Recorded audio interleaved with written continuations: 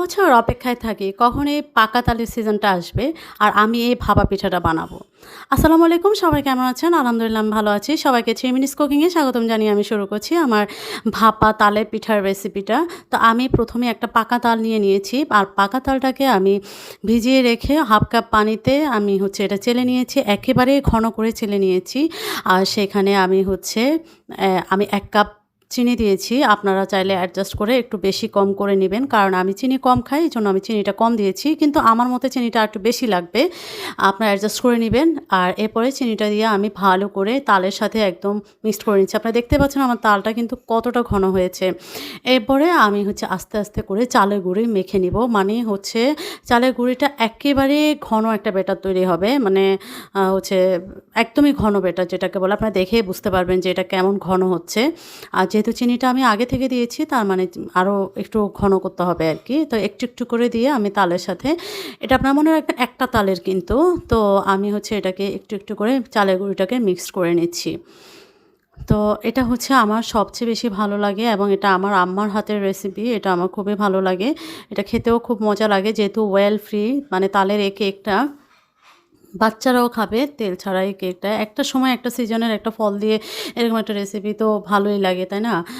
তারপরে এটাকে আমি ঘন করে যখন মানে মেখে নিচ্ছিলাম তখন ফাঁকে আমি একটু লবণ দিয়ে দিচ্ছি। লবণটা আমি আমার স্বাদ অনুযায়ী দিয়েছি। স্বাদ বলতে এখানে 1 চা চামচ পুরা না, হাফ চামচের একটু বেশি, চা চামচের। তো আমি দিয়ে ভালো করে এটাকে মিক্সড করে নিচ্ছি। মিক্সড করে চারপাশ থেকে লেগেছিল, এটাকে আমি স্প্যাচুলার মাধ্যমে এটাকে চারপাশ থেকে আমি গুছিয়ে নিচ্ছিলাম। তো গুছিয়ে আমি আরও একটু উপরে নিচে আরও একটু বেটারটাকে নেড়ে ছেড়ে দিচ্ছিলাম। তো এটা আমার হয়ে গেছে মিক্সড করা, মোটামুটি হয়ে গেছে। আর আপনারা সবসময় খেয়াল রাখবেন এই পিঠাটা বানানোর সময় মাখাটা যাতে শুকনো চালের গুঁড়ি অথবা ভেজা চালের গুঁড়ি যাই দেন না কেন কোনো পানি অ্যাড করবেন না, যা দিয়ে করবেন সেটাতেই অ্যাড করে নিতে হবে। তো আমি একটা পলিথিনে এটাকে মুড়িয়ে রাখছি। আপনারা চাইলে ঢাকনা দিয়ে করতে পারেন। এটাকে আমি 5 থেকে 6 ঘন্টার জন্য এভাবে রেখে দিব। তো এভাবে রেখে দিলে এটা অনেকটা ফুলে উঠবে। কিন্তু ফুলে ওঠার মানে এই না যে আপনি এর চেয়ে বেশি সময় রাখবেন। এর চেয়ে বেশি সময় রাখলে 4 থেকে 5 ঘন্টা বা আর একটু কমও রাখতে পারেন। এটা আপনারা সময় অনুযায়ী বুঝবেন। যেহেতু আমি বানাই আমি জানি। তো এটা বেশি রাখা যাবে না, বেশি রাখলে আবার গন্ধ হয়ে যাবে। এটা খেয়াল রাখতে হবে। তা আমি নারকেল কোড়া দিয়ে মিক্সড করে নিচ্ছি।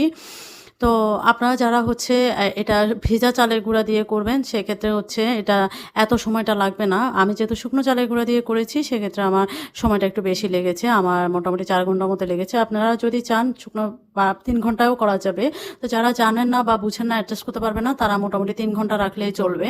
তো আমি এখানে উপর থেকে আরও কিছু নারিকেল কিউব কিউব করে কেটে দিয়েছি যাতে দাঁতের নিচে যখন চিবাবো বাইটটা পড়লে যেন মানে নারিকেলের একটা স্বাদও পাওয়া যায়। এটা আসলে অনেক বেশি ভালো লাগে। তা আমি এখানে একটা পাতিলে আমি 2 রকমের দেখাবো এটা কিভাবে বসাবো। এরকম একটা স্ট্রেনার, ঘন স্ট্রেনার আমি পাতিলে পানি দিয়ে তার উপর এটা বসিয়ে দিয়েছি। তারপরে অল্প করে আমি এখানে দিয়ে দিয়েছি। দিয়ে উপর থেকে একটু নারিকেল কোড়াও আবার দিয়ে দিচ্ছি। দিয়ে আমি ঢেকে রেখে দিব প্রায় 20 মিনিটের জন্য। এটা তখনই কিন্তু ফুলে ডাবল হয়ে যাবে এটা।